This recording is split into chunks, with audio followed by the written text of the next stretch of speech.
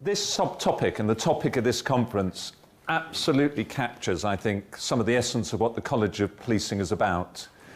It's about understanding the knowledge, what works, what's effective, and then it's understanding how you put it in a framework of the professional development for officers and staff who have to go out and deal with this. And there were three key priorities when the college was set up.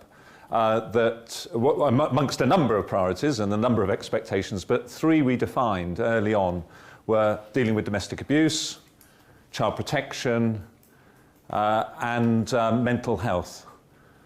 And all of those are reflected in what we're discussing today, but so too are a number of other categorizations. And I think one of the challenges for policing and the college is creating the tools and understand the evidence in quite dynamic crisis-type situations when cops are dealing with situations, go into it, and they're not necessarily looking at the silo of the issue, but are dealing with the crisis that the person is facing and trying to find the right resolutions. So we as a college are increasingly thinking about how we define and provide the tools around vulnerability and in effect the risk and the harm in a quite dynamic way, and how we can assess that and respond to it. So these are the three things I'm going to touch upon in this presentation. And I'm going to start with demand. Now, I don't expect you to read any of that. I'm going to pull out a few bits of it. This is the demand work that the College of Policing has recently done. Many of you will be familiar with it. It's online if you want to go on our website. A great piece of work. I won't embarrass or highlight the person who was responsible for it, will I, Neris? Who did a really great job in pulling this together, and her staff. But there are lessons about how difficult it was to capture this picture of what happens across policing in these arenas. And this is the sort of information we drew out that Rick's actually quoted, and he's actually quoted our work. So it's so I won't dwell enormously on it, but 14 incidents in a typical force in a typical day, but that grossly underestimates it, as Rick pointed out. Victor Adeboale's report, the Commission into Mental Health in the Metropolitan Police, estimates 15 to 20%, and in fact probably 40% of time has a mental health component of police time spent dealing with matters. Related to that are the place of safety orders. Even though they've gone down, the number of people in police cells has gone down, the numbers are going up, and about 74% rely on police engagement of some form or other before they're resolved. We mustn't forget antisocial behaviour incidents or crime incidents, because, again, we can be called to something that's seen as minor or trivial, but the underlying crisis for the person who reports it can be really significant. You know, Fiona Pilkington, the obvious case, but there are many other examples. Missing persons was mentioned, 288,000 a year. And anybody in a police force will know that when you've got the high-risk one goes missing, just how demanding, how other business can stop in a police area. And then the other demands that have been touched upon, the Troubled Families Programme. I won't steal Louise Case's thunder. It's very difficult to steal Louise Case's thunder, but we'll hear from her a bit later. Domestic abuse. While the crime survey of England and Wales suggests that prevalence might be declining, the referrals to Mareks and referrals to the work of our staff in policing has increased and is increasing by about a third in the last 5 years. The child protection plans, and again we touched upon child protection and the growth there, and again figures very hard to actually really get to the truth of is there an increasing trend, but there's certainly an increasing trend of work that's landing on the feet of the police service. But whether the prevalence behind that is up or down is much harder to discern. The multi-agency public protection arrangements, 65,000 potentially eligible offenders. I mentioned the sex offenders register. You might have seen the news last Friday, 49,466 now. I mean, the growth of that has been extraordinary. But in each one of these, and it's a point that's been touched upon already, you have to make judgments about which ones present the greatest harm and risk, and which ones can you deal with, despite these broad arrangements that capture a lot of people under their umbrella.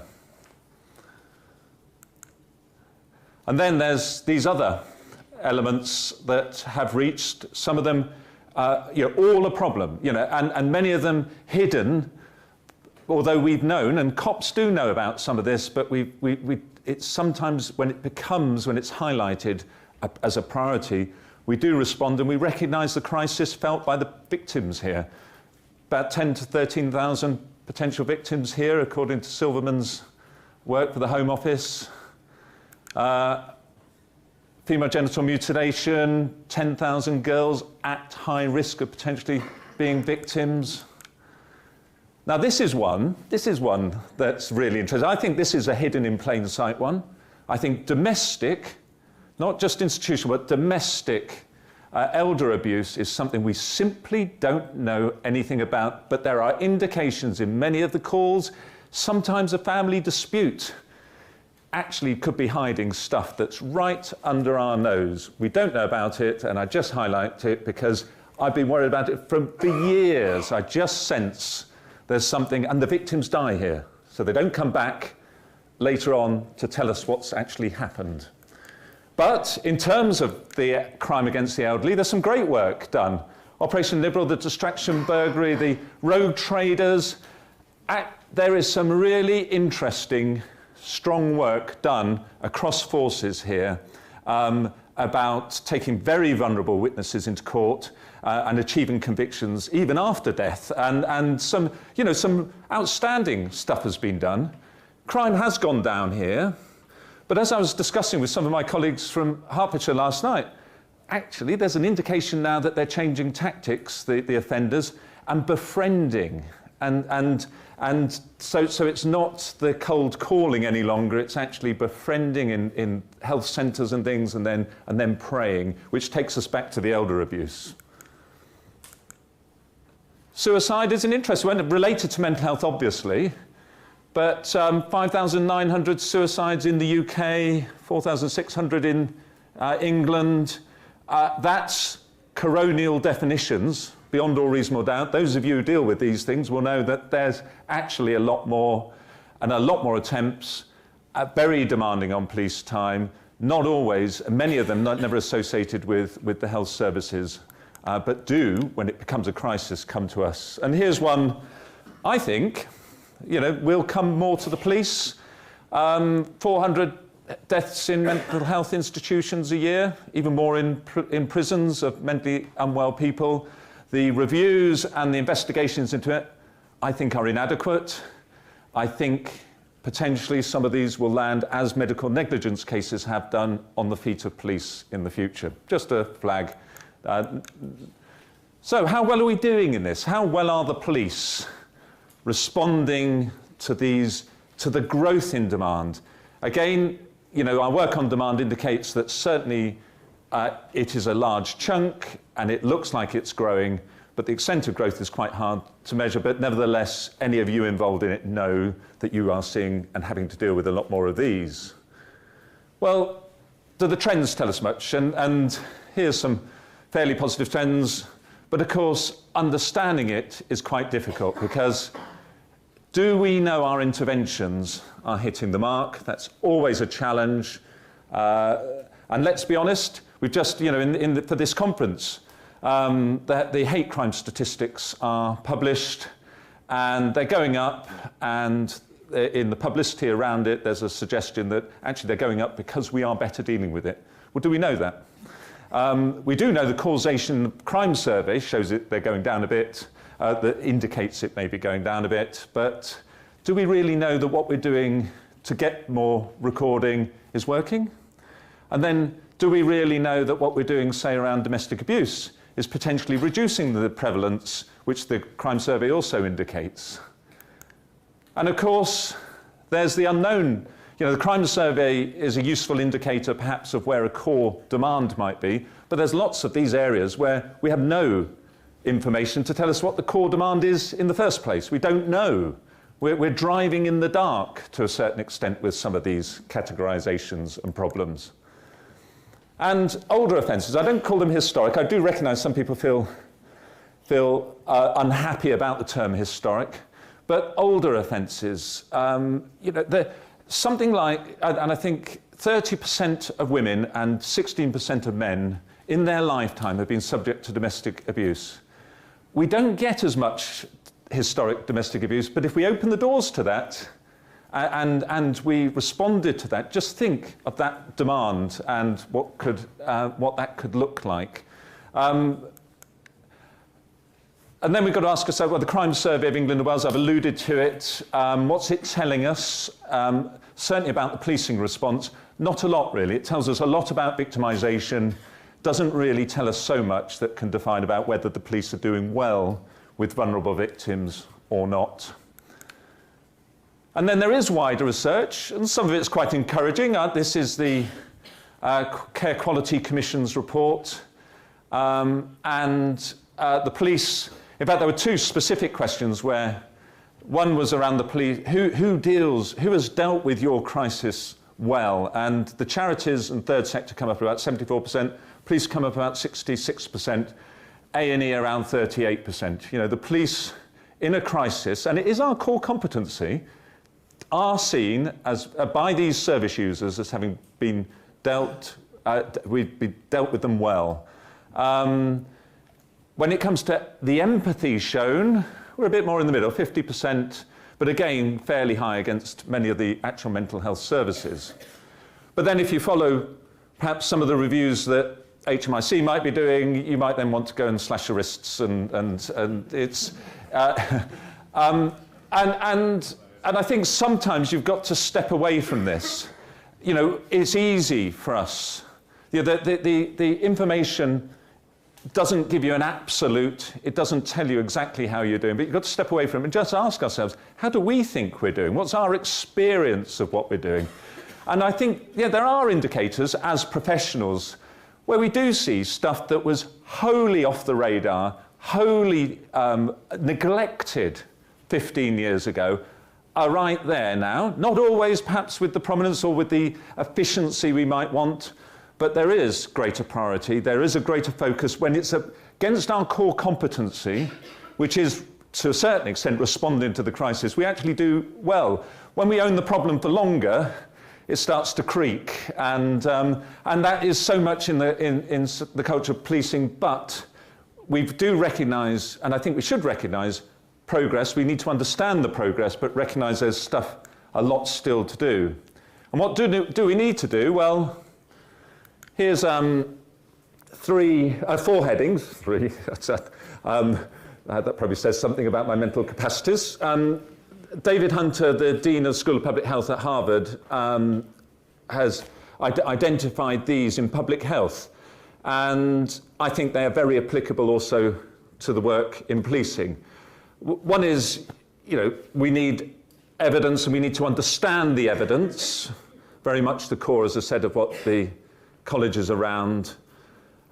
And we must work well with others in this arena. We are both dealing, whether we're dealing with the health service or the probation service or social workers, we are dealing with a person and the same problem. And it's recognising that we can be quite efficient, but we must also recognise and look for the response that meets the service, the person who's subject to the service. What do they truly need in their crisis?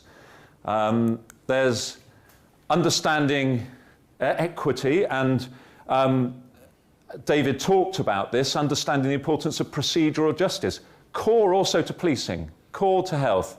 Are they people being dealt with respect, fairly?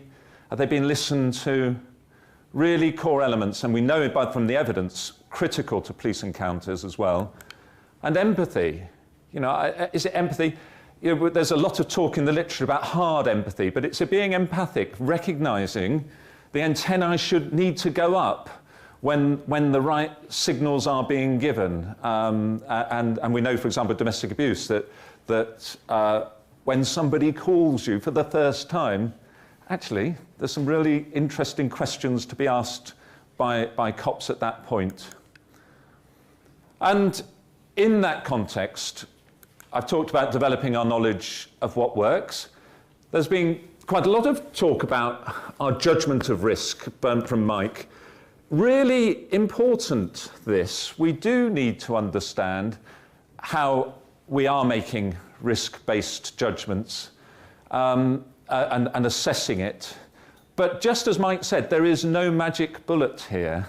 There isn't a very predictive model that will just give us the right answer each time, not in these very human environments. Some people do believe very much in a predictive type of risk assessment, but it'll probably take a few days and not the sort of thing that can get delivered quickly on a very busy Saturday afternoon. And the college has been doing work here on looking certainly at the domestic abuse risk assessments, but also starting to step back and look at the other risk assessments in the policing environment and how useful are they as professional tools. And that's what they are really. They're tools to help professionals exercise judgment. How good are they? How effective are they? And there's a lot more work still to be done here, but we are getting some interesting ideas. You know, thoughts. You don't perhaps need the 29 or 27 characteristics and a judgment. There's some tighter ones, but you must underpin it by a professional knowledge about how to use it, how you've got to think about using it, the risks, the fact that nothing gives a definitive answer, but you might want to be considering these, you know, what's the best knowledge now in this arena? And that's where we as both the college and policing have to think harder. It's not just a tool, it's how we underpin the tool with the right professional development. Working together, again, Mike's touched upon that. There's not a lot of evidence to tell us whether the working is effective or not. There is some evidence, you know, IOMs, offender management type arrangements, integrated offender management type arrangements, MASHs, the multi-agency safeguarding hubs. Some evidence about, you know, they do seem to achieve better outcomes in some respects. A lot of the judgments, say HMIC make and others, are actually about the managerial processes and not always about does this actually work. And we do need to get better at understanding what works. I'm very keen on thinking quite laterally and differently. Jeremy Oppenheim, who's in the Home Office and leads on a lot of the child protection stuff, has talked to me about whether social workers could be given certain basic police powers of investigation, you know, as an investigative person might have. Is there something to be understood? Well, it might be an answer about do the roles, can we adapt the roles, rather than us coming along and bringing our silo working in? Can we think about differently about the roles? Can we adapt them? But we actually don't know how well we do at the moment, and it'd be useful just not to create a pilot that's doomed to success. You know, like, you know, and I could mention 2 or 3 of those, as you will all know them, but actually to rigorously try it out, see if it makes a difference, what's the outcome, and that's the sort of thinking we need to try and bring into this arena, and accept it might take a couple of years to find the answers, if not longer, and patience doesn't come easy in this area when something's happened and somebody must respond. And here's interventions and tactics. You know, I talked about doomed to success. There's a really, you know, the street triage, great, really interesting, but the evaluation isn't the strongest. And also you've got to evaluate it against the cost, and you've got to look at a number of factors, and yet when it gets propounded as this is the answer, it's not. It may be part of an answer, but you've got to understand it really well before we apply it. The college has been doing some really interesting work on domestic violence perpetrators and work around that. I think that's interesting, and again, it's a pointer as to what may work, what might work, and we need that. So we need to be much more systematic in drawing together that type of knowledge. You know, you're all trying stuff.